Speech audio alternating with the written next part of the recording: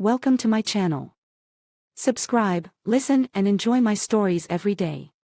The chill of the evening barely brushes against my excitement as I park across the street from La Cucina, the bustling Italian bistro where Maria, my wife of 3 years, works as a waitress. It's her birthday, and despite the distance that has crept into our marriage recently, tonight is about rekindling the fire.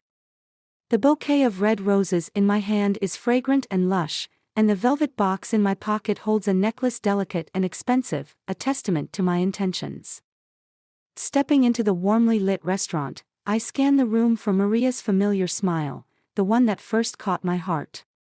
The clink of dishes and murmur of conversations wrap around me, but her presence is notably absent. A slight unease begins to nag at me.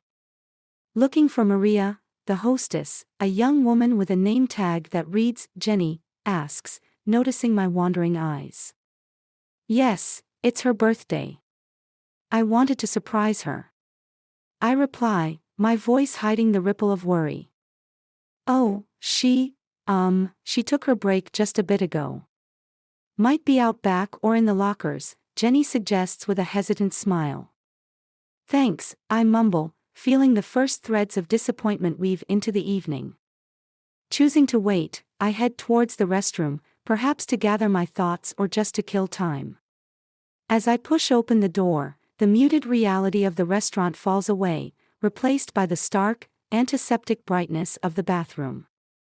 I move to the sink, the roses placed beside it, a splash of color against the sterile white.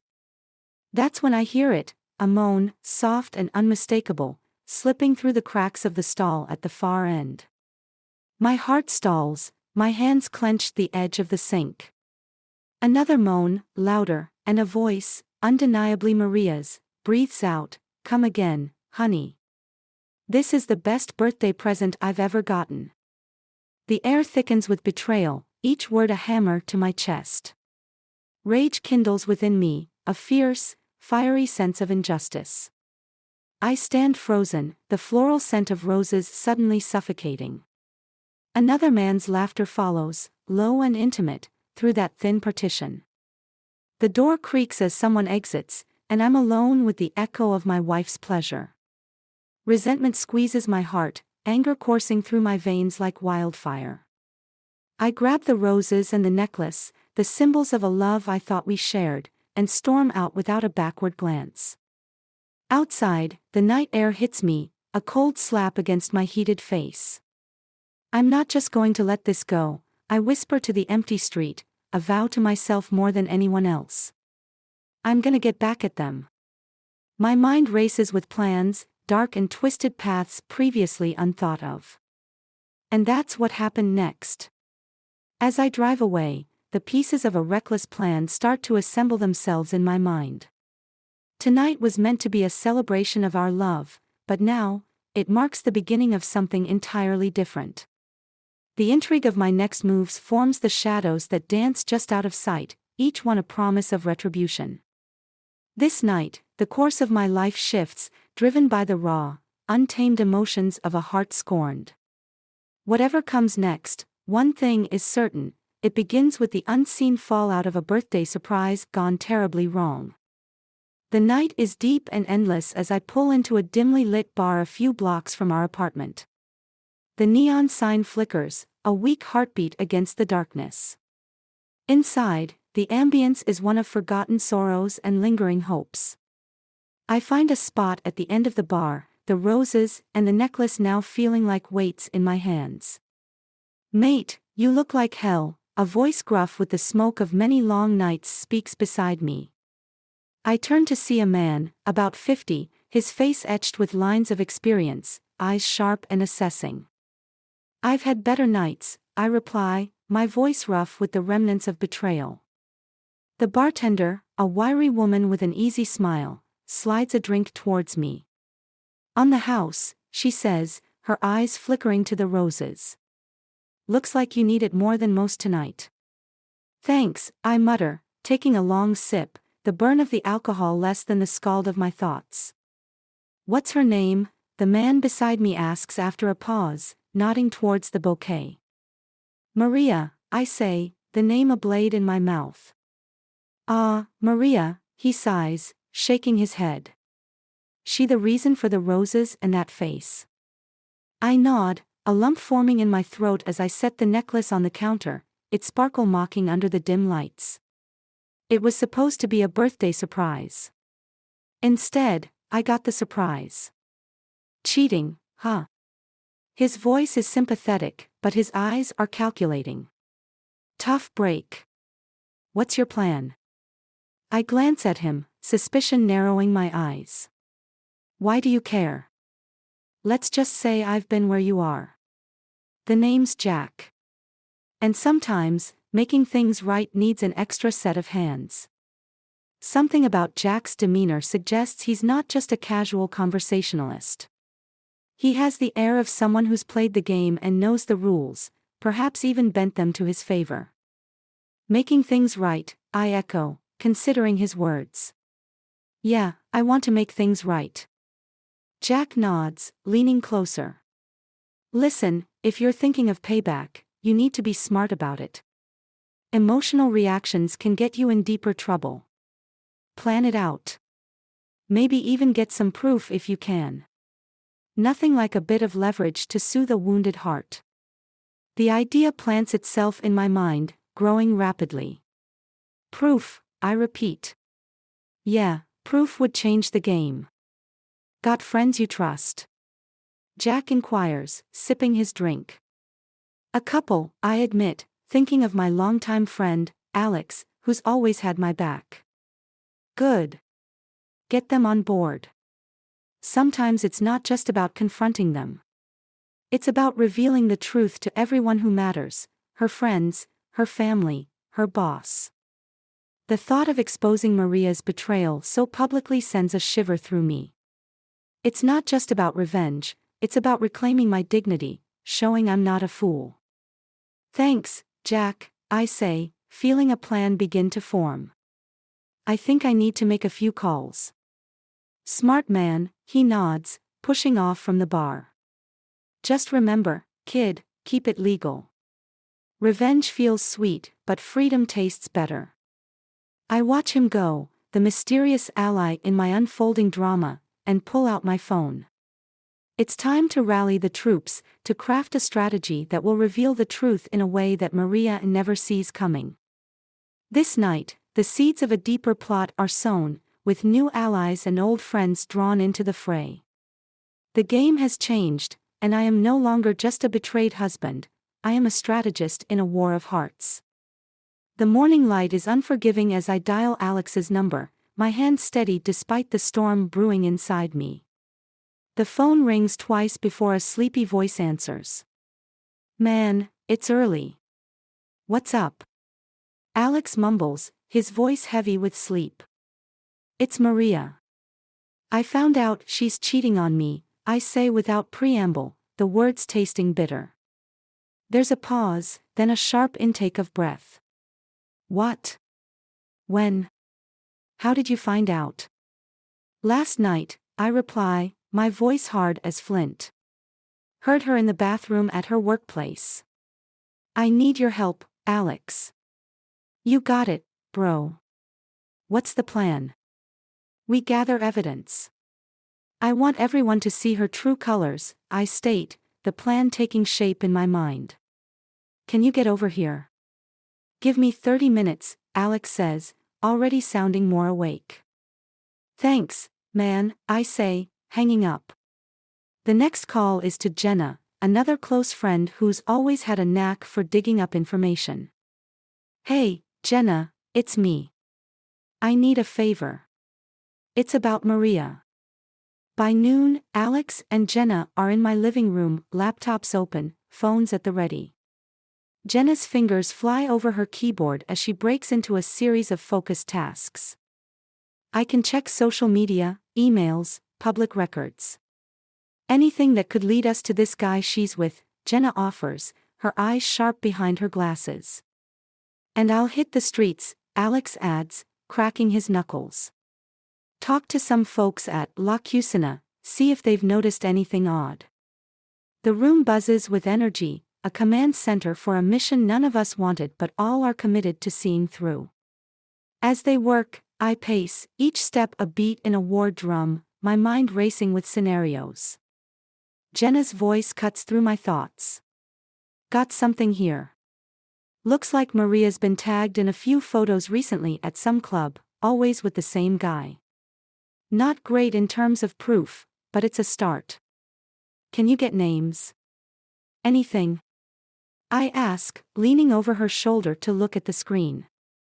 Working on it, she replies, her fingers a blur. Alex's phone buzzes, and he picks up immediately. Yeah. Okay, good. Keep your eyes open and report back. Hanging up, he turns to us. That was Rick, one of the bartenders.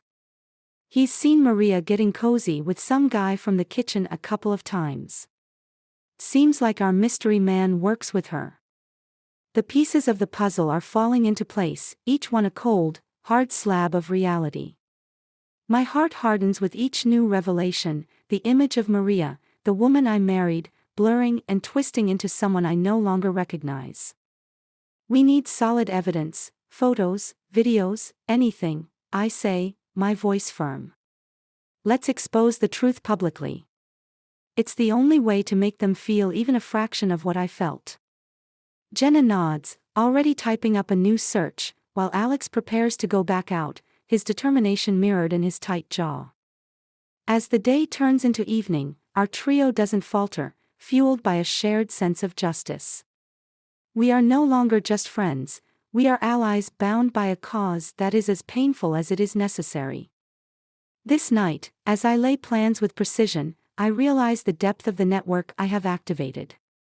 There's no turning back now. The stage is set, the actors in place, and soon, the curtain will rise on an act of revelation that will shake the very foundations of Maria's world. The game, fraught with shadows and light, continues to unfold, and I am its reluctant master. The cafe buzzes with the quiet hum of mid-morning as I sit, waiting. The plan is set to unfold today, after a week of gathering evidence and laying groundwork. My heart beats a nervous rhythm, anticipation and dread mingling in equal measure. Alex and Jenna join me, their expressions a mix of resolve and concern. Everything's ready, Jenna whispers, sliding a USB drive across the table to me. Videos, texts, emails, we've got enough to prove everything. Alex nods, his eyes scanning the room. I've got a couple of guys on standby. As soon as you give the signal, we project everything right here, he gestures at the blank wall beside us, in front of all her friends and coworkers. The door chimes, and Maria walks in, laughter spilling from her lips as she clings to the arm of a man I now know all too well, Tom, a chef from La Cucina. The sight stings less than I expected, the wound already scabbing over from exposure and intent. Ready? Alex murmurs, his hand hovering over his phone. I nod, standing to intercept them. Maria, Tom, fancy seeing you here. Maria's smile falters as she spots me. What are you doing here? Suspicion tints her voice. Just thought we'd catch up, I say, my voice even. Actually, I have something to show you. Her eyes narrow, and she pulls closer to Tom. The cafe has gone quiet, the regulars sensing the tension like a change in the air before a storm. Jenna steps up, plugging the USB into a small projector connected to Alex's laptop.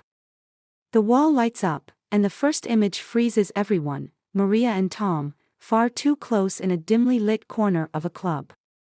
What is this? Maria's voice is a mix of anger and fear.